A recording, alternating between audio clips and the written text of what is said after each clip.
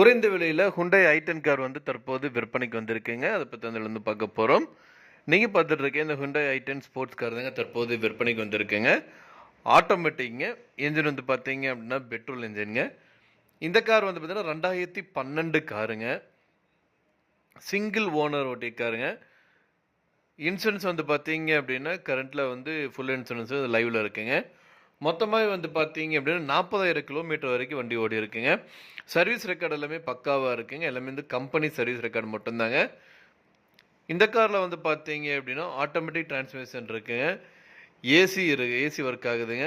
Power steering, power window இருக்குங்க. Central locking சிஸ்டமோட கொடுத்துருக்காங்க.